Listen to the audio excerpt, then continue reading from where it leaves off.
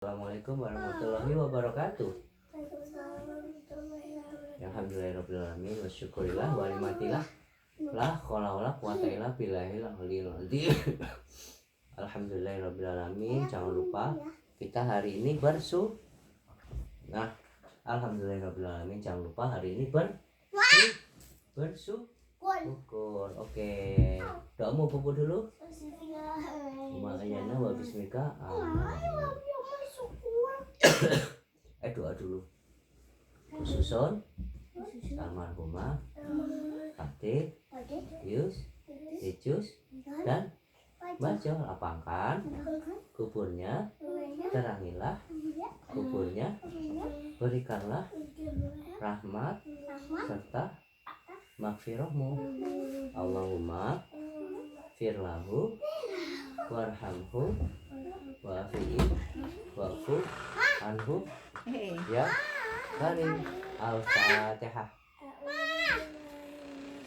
Adik, bismillahirrahmanirrahim. Alhamdulillahi rabbil alamin, arrahmanirrahim, maliki yaumiddin, iyyaka na'budu wa iyyaka nasta'in, ihdinas siratal mustaqim, siratal ladzina an'amta 'alaihim waladhdallin. Amin. Bismillahirrahmanirrahim. Qul huwallahu ahad, lam yalid wa lam yulad, Bismillahirrahmanirrahim. Qul a'udzu birabbil falaq, wa min syarri ghasikin idza waqab, wa min syarri hasidin idza hasad. Bismillahirrahmanirrahim. Qul a'udzu birabbin nas, ilahin nas, alladzi yuwaswisu fi sudurin nas. Bismillahirrahmanirrahim. Allahu la ilaha illa huwal hayyul qayyum, lahu ma fis samawati wa ma fil ardh, ya'lamu ma baina aydihim wa ma khalfahum, wasya kursiyyuhu samawati wal ardi. Tangannya ayo. Tangannya Dek, ayo Mbak. Oke, ayo Dek, Adek, ayo siap, yuk. Oke, sekarang malam ini kita akan membahas lanjutan cerita 25 nabi dan rasul. Sekarang kita sampai di Nabi Musa bagian yang pertama, karena lumayan agak panjang ya. Adik, siap. Kakinya agak tengah. Oke. A'udzubillahi minasyaitonirrajim. Bismillahirrahmanirrahim. 1 2 3 4 5 6 7 8 9 10. Habis 10. Ya, oke. Summa ba'asna min ba'dihi Musa biayatina ila fir'auna wa mala'ihi fadlamu biha. Fanzur kaifa kana 'aqibatul mufsidin. Artinya, kemudian kami utus Musa sesudah rasul-rasul itu dengan membawa ayat-ayat kami kepada Fir'aun dan pemuka-pemuka kaumnya. Lalu mereka mengingkari ayat-ayat itu. Maka perhatikanlah bagaimana akibat orang-orang yang membuat kerusakan. Surat Al-A'raf ayat 103. Adik, dengerin ayat. Dengerin ayat apa Dedek yang cerita? Ayo udah.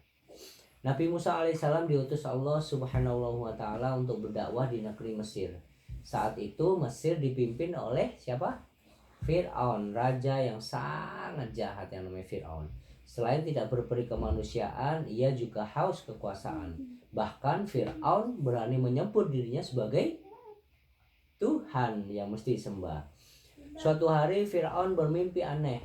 Ia menyuruh seorang peramal menafsirkan mimpinya itu.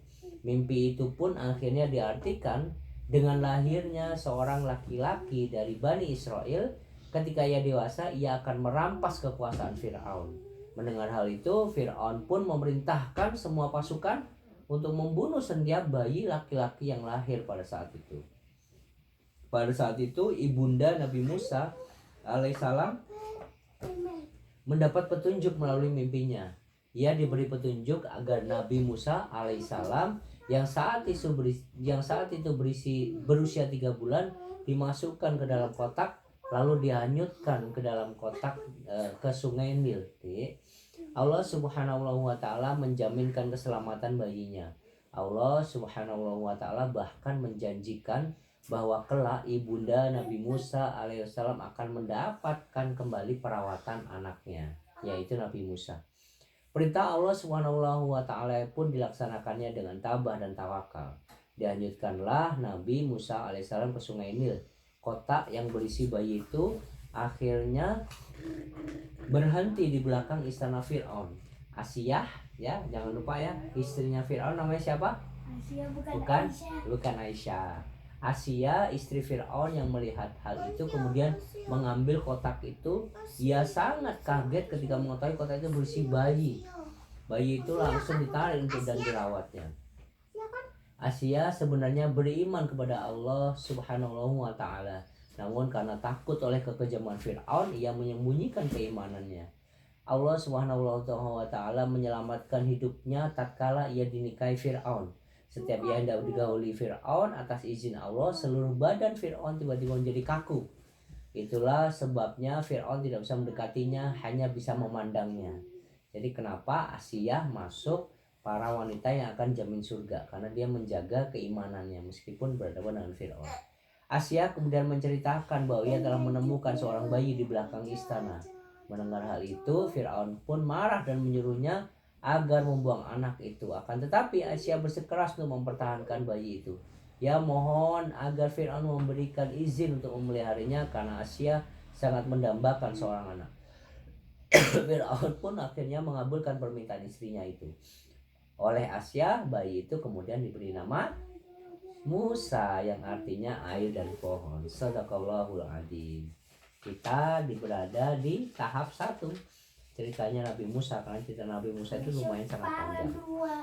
Besok akan dilanjutkan oleh part 2 ya. Alhamdulillahirobbilalamin. Doa dulu. Subhanakallahumma wa bihamdika asyhadu alla ilaha illa anta astaghfiruka wa atubu ilaik. Walhamdulillahirabbil alamin. Assalamualaikum warahmatullahi wabarakatuh.